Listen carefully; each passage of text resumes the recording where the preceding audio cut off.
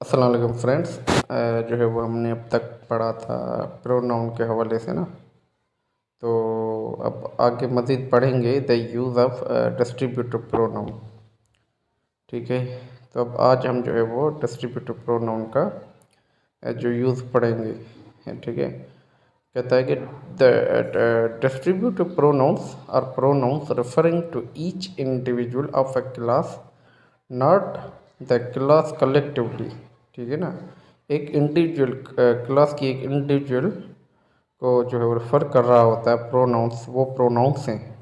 ठीक है, ना कि कलेक्टिवली क्लास को जो है वो रेफर करते हैं। They are each, every, either and neither. Pronoun distributive pronouns से मुराद ऐसे प्रोनाउंस होते हैं जो किसी ग्रुप, ग्रोह या क्लास के किसी फर्द की तरफ इशारा करें, ना कि उस ग्रोह या क्लास की तरफ। जैसे कि each, either, neither, none, one refers to persons or things one at a time and should be followed by a singular verb and a singular object means pronoun। ठीक है, each, every, either, neither, none, one file के तौर पर आग आग each, every, either, neither, none, one file के तौर पर आए, अगर आए तो उनके साथ फ़ैल वाहिद लगाएं और मफ़ऊल भी वाहिद। ईच और एवरी का फ़र्क। ठीक है, अब ईच से क्या है? Each can be use to talk about two or मोर।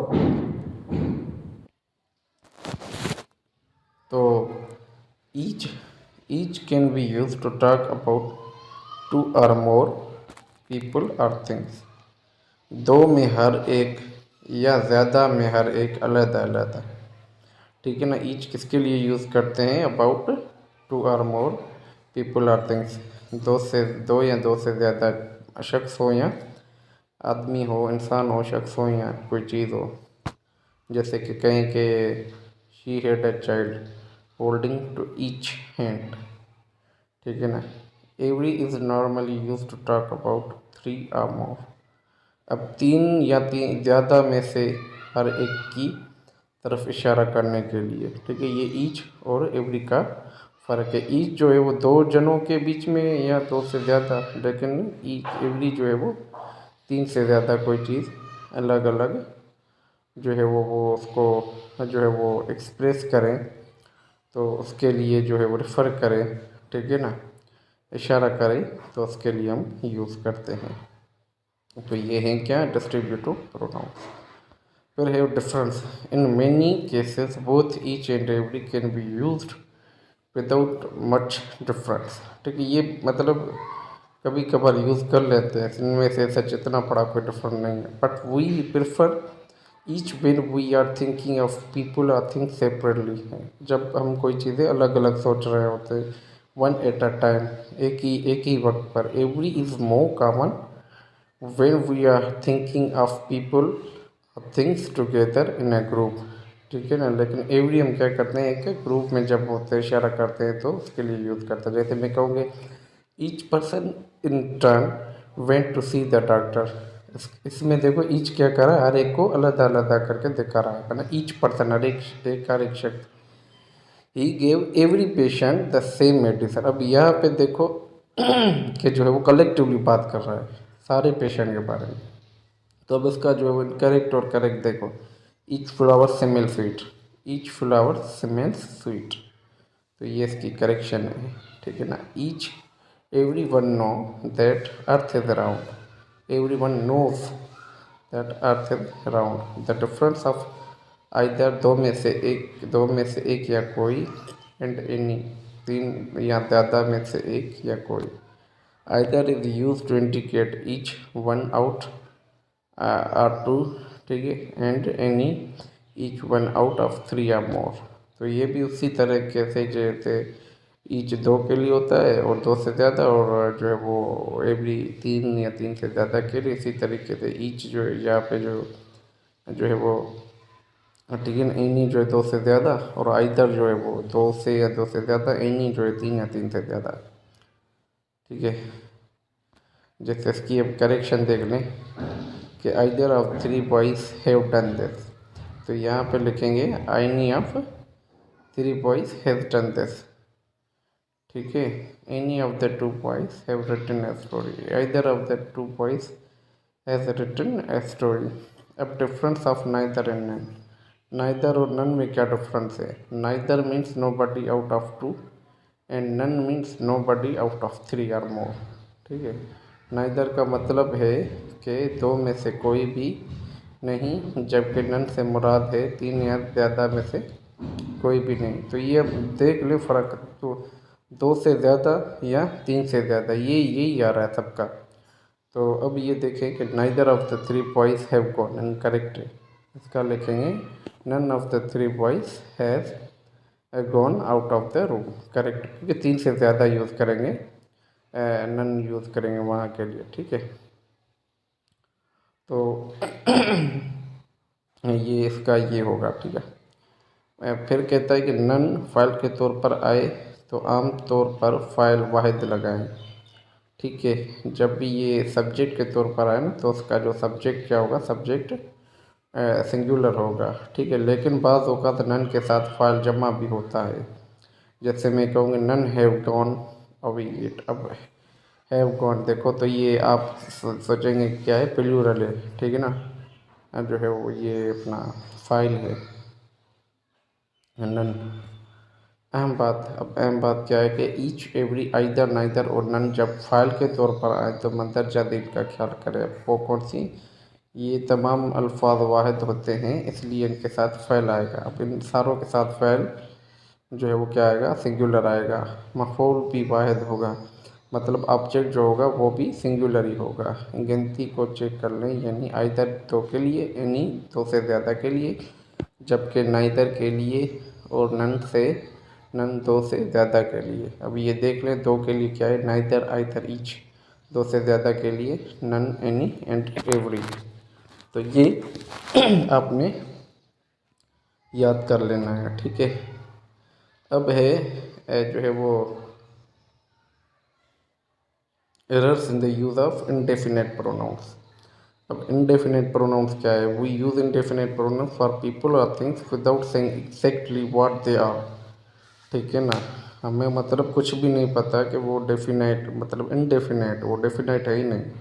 हम जिन लोगों को या चीज़ों के बारे में बता रहे हैं विदाउट सेइंग एग्जैक्टली, कि मतलब सही, मतलब क्या सही, मतलब एग्जैक्टली, मतलब जो एग्जैक्ट हो चीज़ें। ठीक है, व्हाट दे आर मतलब वही क्या वो क्या सही है, मतलब क्या डेफिनेट है, बेसिकली ये कह रहा होता है। The indefinite pronouns are the followings. अब वो कौन से? एनी बडी, अब मैं नहीं पता कि एनी बडी कौन, एनी बडी, एनी वन कोई भी, एनी थिंग कोई भी चीज़, एवरीबडी हर एवरी वन एवरीथिंग हर चीज़, नो बडी कोई भी, नो वन नथिंग कुछ नहीं, समबडी समवन समथिंग।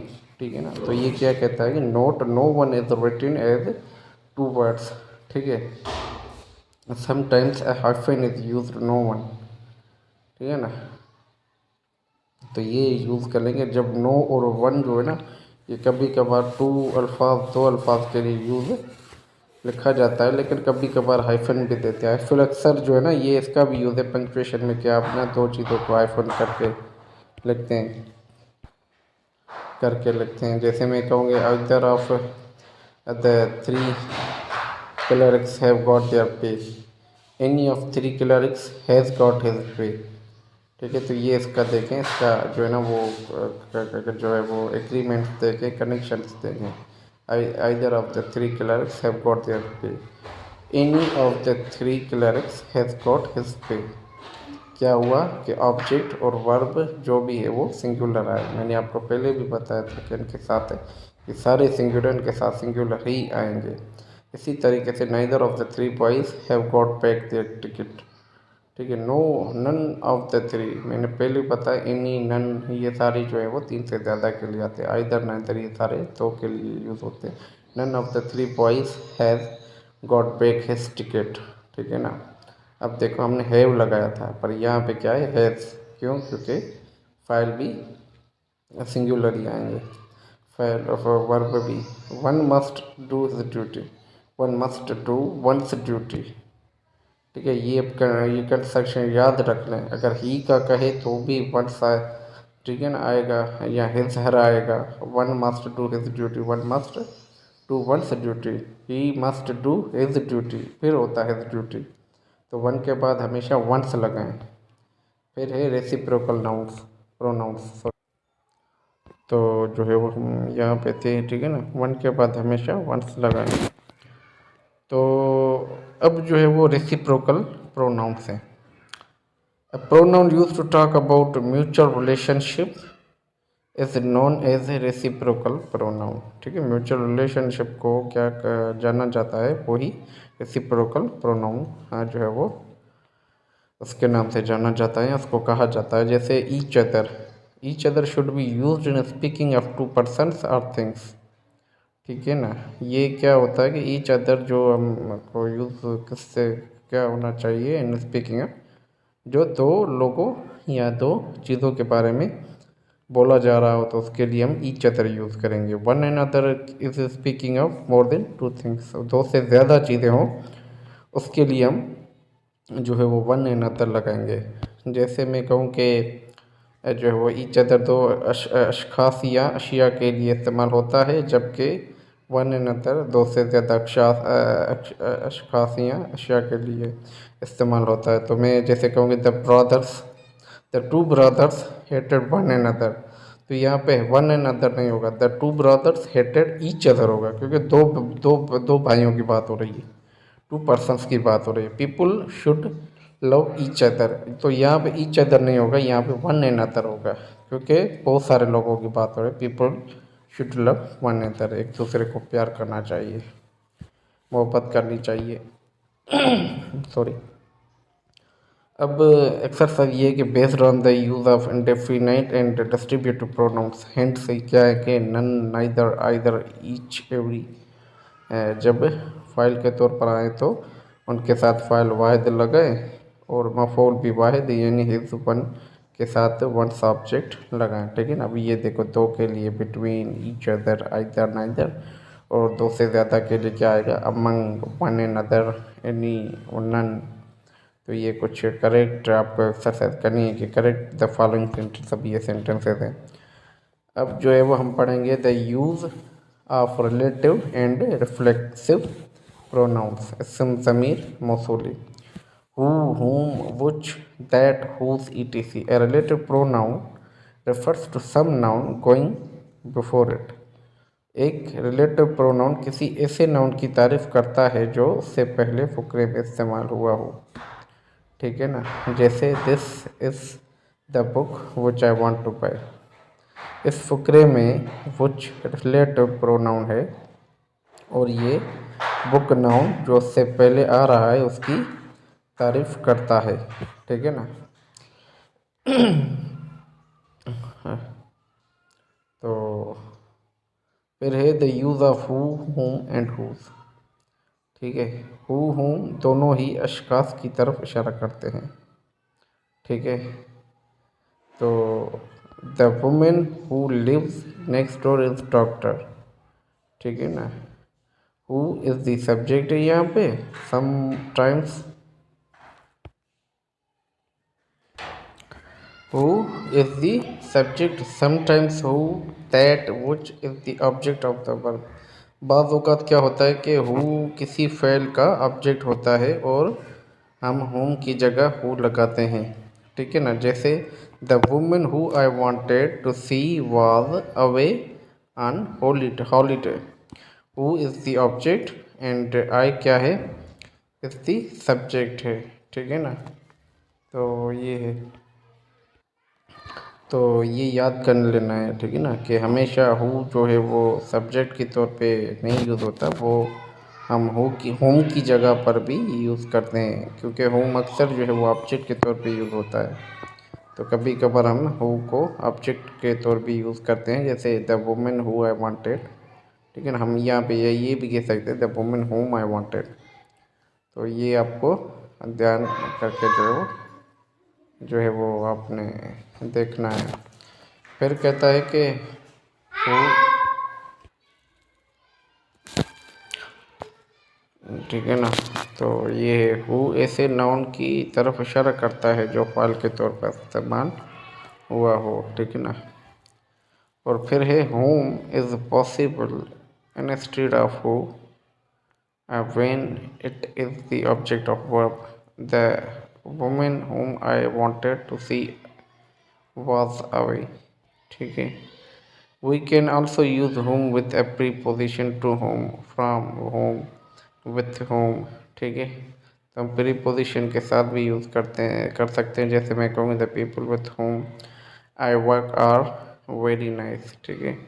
तो who और whom के इस्तेमाल में ये बात याद रखनी चाहिए कि दोनों लफ्ज़ बाज़ फ़करों में अदल बदल कर लिखे जा सकते हैं, मतलब एक दूसरे की जगह पर यूज़ कर सकते हैं। लेकिन ज़्यादा मोहतात रवैया ये है कि फॉर्मल इंग्लिश में यानी तहरीर शुदा अंग्रेज़ी में होम लिखा जाता है, जबकि स्पोकन इंग्लिश में हो को प्रेफर किया जाता है। तो ये चीज़ें आप याद करके रखिएगा, ठीक है ना। फिर है कि द मैन हुम आई सा वाज टॉल। इस फकरे में आई फाइल है, द मैन मफूल है, इसलिए मफूल की तरफ इशारा करने के लिए हम होम को इस्तेमाल करते हैं। वूज़ आमतौर पर किसी शख्स या चीज़ की मिल्कियत को ज़ाहिर करने के लिए इस्तेमाल होता है। जैसे मैं कहूँगा this is the boy who's leg is fractured, टूटी हुई है, ठीक है। उच्च बेजान अशिया जानवरों या कीड़े मकोड़ों की तरफ इशारा करने के लिए इस्तेमाल किया जाता है। My friend has a dog which is good at hunting, give me the book which is lying on the table.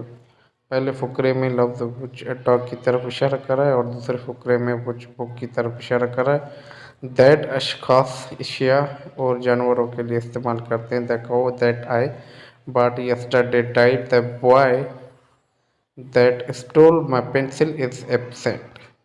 तो ये दैट जो है वो ये भी बेजान जो है वो अशखास अशिया या जानवरों के लिए इस्तेमाल होती हैं, ठीक है ना। दैट जो है वो अशखास अशिया और जानवरों के लिए इस्तेमाल होता है। तो अब समरी ये है कि देखें वुच जो है वो क्या है, जानवरों, परिंदों, कीड़े मकोड़ों और बेजान चीज़ों की तरफ इशारा करता है। हु अशखास के लिए जब वो फ़ाइल के तौर पर फुकरे में इस्तेमाल हो, और होम अशखास के लिए जब वो मफूल के तौर पर हो। हुज़ आमतौर पर अशखास के लिए मिलकर ज़ाहिर करने के लिए सॉरी।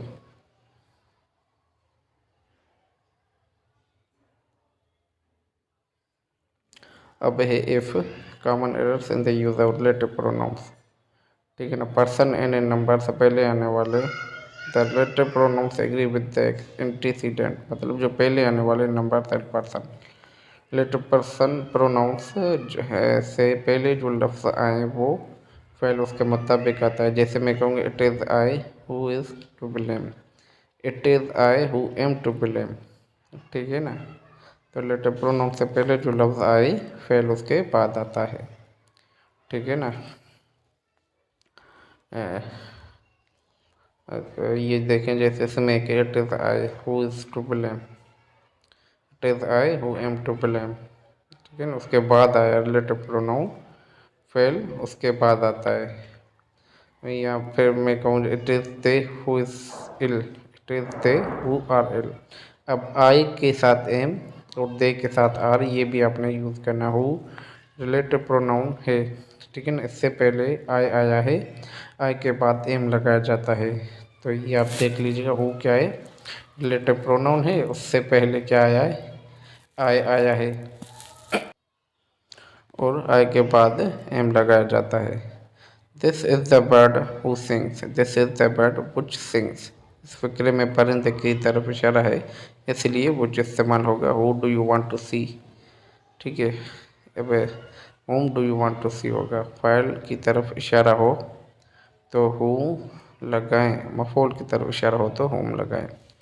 यू सब्जेक्ट है, you want to see somebody object है। ऑब्जेक्ट की तरफ इशारा है, जिससे आप मिलना चाहते हैं वो शख्स मफऊल है। इसे ज़ाहिर करने के लिए तेरी ज़ुबान में होम लगाएं, ठीक है। तो ये अब कुछ चीज़ें हैं और जो है वो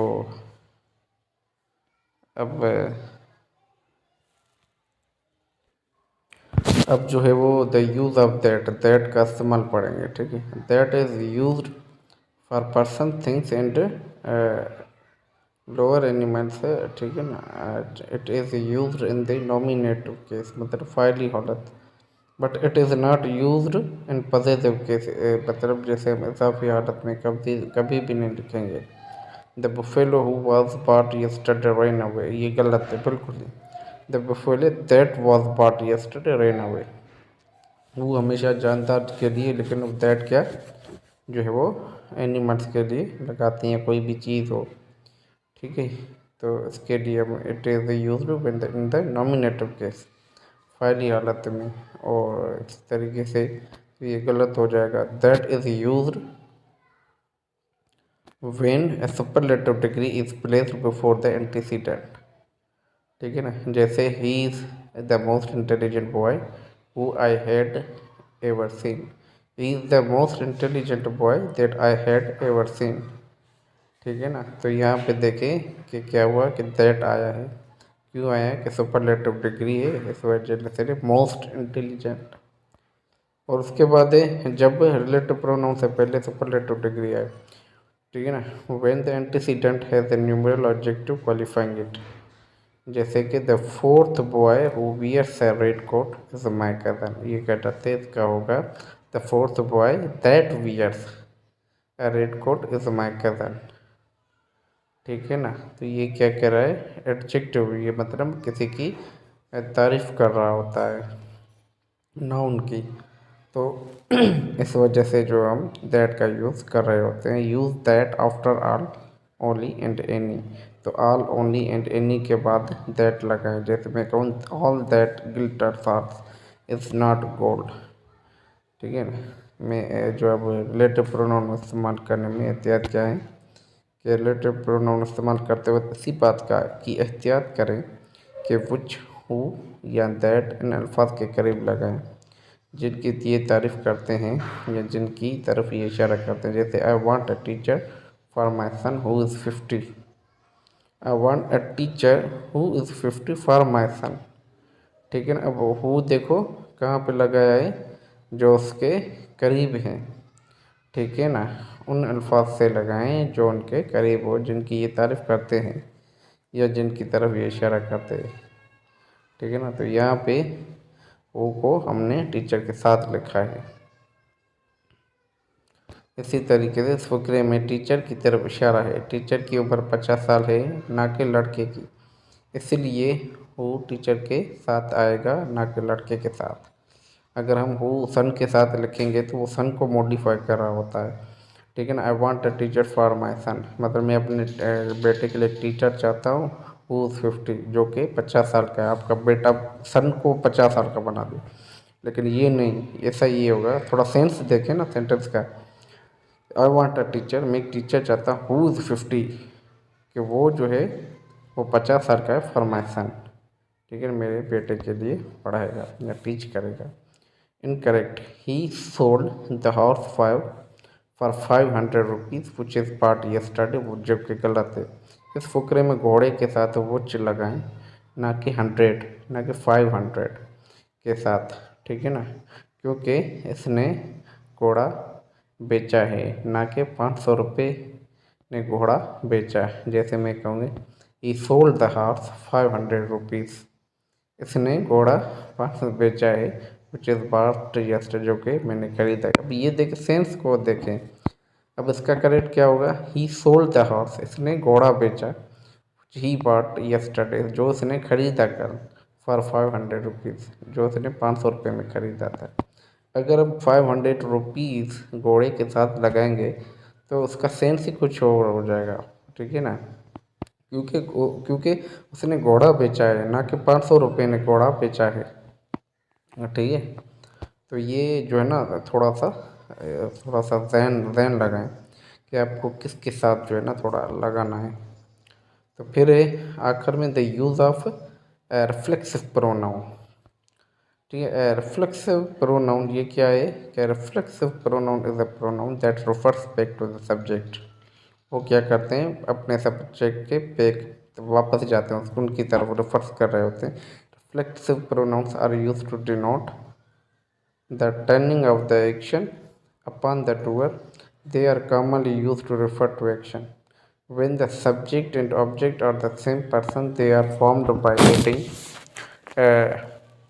self to my, your, him or her etc. ठीक है ना, ये क्या है कि ये एक्शन को जो है ना डूअर ऑफ द एक्शन होते हैं। ठीक है ना, ये they are commonly use to refer to action, action को रेफर कर होते हैं। Where the subject and object are the same person, दोनों ही एक पर्सन होते हैं, सब्जेक्ट भी ऑब्जेक्ट भी एक दूसरे को ही रेफर कर रहे होते हैं। दे आर फॉर्म्ड बाय, अब ये बनते कैसे, सिर्फ सेल्फ लगाएं माय के पीछे, यूअर, हिम, हर के पीछे। ये प्रोनाउन जुमले में ऑब्जेक्ट के मफौल के तौर पे इस्तेमाल होते हैं, लेकिन जुमले के सब्जेक्ट ये अक्सी करते हैं, दूसरे लफ्ज़ों में फ़ाइल और मफौल एक ही होते हैं। ये प्रोनाउंस के भी सब्जेक्ट के तौर पर इस्तेमाल नहीं होते। बाज़ औक़ात जुमले को ज़्यादा ज़ोरदार बनाने के लिए सब्जेक्ट के फ़ौरन बाद रिफ्लेक्सिव प्रोनाउन का इजाफा कर दिया जाता है। जैसे मैं कहूँ I myself went there, मैं बज़ात खुद वहाँ गया। ठीक है, या she herself asked me not to smoke. तो इसी तरीके से अब रिफ्लेक्सिव प्रोनाउन से क्या, जैसे सिंगुलर है आई, ठीक है, फर्स्ट पर्सन है myself, plural we ourself, not ourself, if नहीं आएगा, वी आएगा।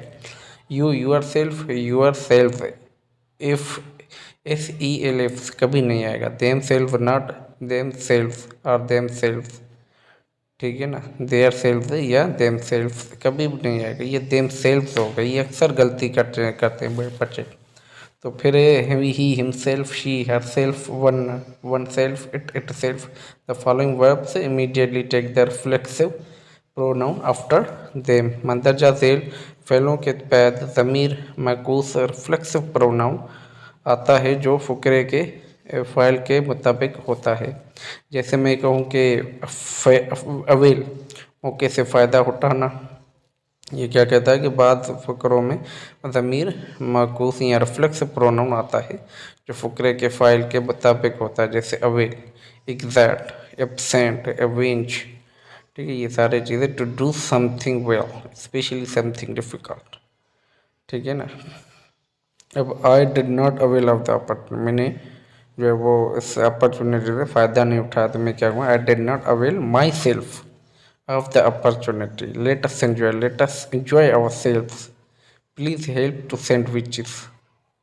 Please help yourself to sandwich. He went on the king. He went himself on the king. अब himself, ourself, ये मैं आपको पढ़ा चुका हूँ कि कैसे आपने इनको सब्जेक्ट के तौर पे सब्जेक्ट को देख के बनाना है। आई के साथ माई सेल्फ, ये सारा कुछ है।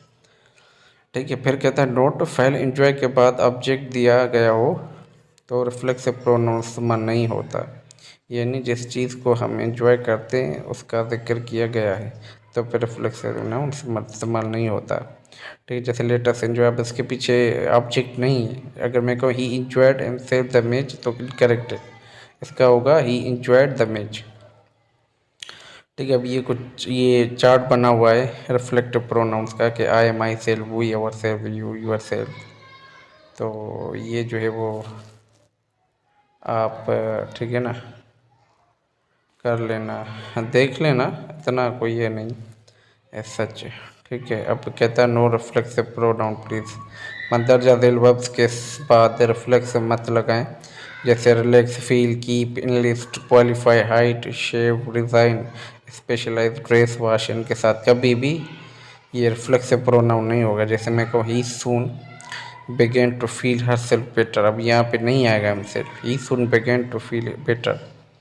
ठीक है, the king hide himself in the cave, the king hide in the cave, तो ये हाइड हो गया, ठीक है, फील हो गया, रिलैक्स हो गया। ठीक है, ये इनके साथ कभी भी रिफ्लेक्सिव प्रोनाउन नहीं आएगा। ये कुछ एक्सरसाइज हैं, ये आप कर लीजिएगा। और अब कॉमन पिटफॉल्स हैं द यूज़ ऑफ प्रोनाउंस क्या है, देखिए ये सारा चीज़ अब रिवाइज कर रहे हैं, सारा चीज़ हमने वो जो पढ़ी है। जैसे ही इंजॉयड हिमसेल्फ गुड हेल्थ, तो ये गलत होगा, ही इंजॉयड गुड हेल्थ। मैंने अभी भी बताया ना, अगर ऑब्जेक्ट हो तो हिमसेल्फ नहीं लगाते रिफ्लेक्स प्रोनाउन। ठीक है, उसके बाद जो है वो आई एम यूअर सिंसियरली, तो ये यूअर्स के साथ अब अपोस्ट्रोफी नहीं लगाते। ये भी मैंने बताया आपको। बोथ डिडंट गो, ये भी गलत है। Both the friends read the book, ठीक है ना। तो ये भी आप देख लीजिएगा। Neither of two friends read the book, ठीक है। Here is my cup please fill, तो ये ट्रांजिटिव वर्ब्स है, ठीक है। अब ये यूर सेपरेशन, डिस्क्रेशन, तकलीफ देना करेक्ट है। ये your separation from her and distresses her, ठीक है। अब ये सारी चीज़ें वो है जो मैंने आपको जो ऊपर पढ़ाई हैं उन्हीं की। अब ये एक चार्ट है। ईच एवरी आइदर नाइदर हमेशा सिंगुलर फॉर्म लेते हैं। ऑब्जेक्ट कभी हमेशा, ऑब्जेक्ट भी हमेशा सिंगुलर होता है, ये नहीं हर एजेंट्स वगैरह। ईच एवरी नाइदर नाइदर इनके साथ। बिटवीन और अमंग में क्या डिफरेंस है। उसके बाद बिटवीन अमंग, बिटवीन हमने पढ़ा था दो के दरमियान, और अमंग दो से ज़्यादा के दरमियान, ठीक है ना। ईच अदर जो दो के दो शख्सों के दरमियान, और अमन अनदर दो से ज़्यादा के दरमियान। अपोस्ट्रोफी लगाएं किस चीज़ के लिए। जानदार अशिया की मिल्कियत को ज़ाहिर करने के लिए, वज़न का फासला और वक्त ज़ाहिर करने के लिए। और चंद फ्रेजेस के साथ भी लगाते हैं, लेकिन अपोस्ट्रोफी कहाँ पर नहीं लगाते, जहाँ बेजान चीज़ों की मिल्कियत ज़ाहिर करनी हो वहाँ पे ऑफ लगाते हैं। और यूअर्स के साथ भी अपोस्ट्रोफी नहीं लगाते, ठीक है। फिर है प्रोनाउन की फ़ाइली और मफ़ऊली हालत। हेल्पिंग वर्ब के बाद जो देन और या एज ए के बाद हम लगाते हैं। लेट और बिटवीन के बाद, असल फ़ेल के बाद हु होम, ये सारा कुछ मैंने पढ़ाया हुआ, आप अगर रिवाइज करेंगे तो हो जाएगा। फिर है अशखास की तरफ इशारा करते हैं, तो होम फ़ाइल के तौर के लिए और होम मफ़ऊल के तौर। अशखास मतलब जो शख्स हो। बेजन अशिया और जानवरों के और कीड़े मकोड़ों के लिए वो यूज़ होता है। रिफ्लेक्सिव प्रोनाउन लगाएं कहाँ पे। अवेंज, एंजॉय, एब्सेंट, एंजॉय के साथ अगर फ़ेल के तौर पर इस्तेमाल हो। रिफ्लेक्सिव प्रोनाउन मत लगाएं कहाँ पे। कीप, क्वालिफाई, एंडलेसली, ये जो भी अल्फाज हैं इनके साथ। बोथ, नाइदर, बोथ जब दो अशखास हो, नाइदर जब दो में से कोई भी ना हो। ऑल, नन कहाँ पे। ऑल जो है वो जब सब लोग मिलकर काम करें, और नन जहाँ पे कोई ज़्यादा जो है वो अशखास में से कोई भी काम ना करे। Either, any, neither, none singular सारों में लगते हैं। ईच, एवरी, नाइदर, ये सारा वन ऑब्जेक्ट हुआ। तो ये आज का हमारा जो है वो कंप्लीट हो गया प्रोनाउन।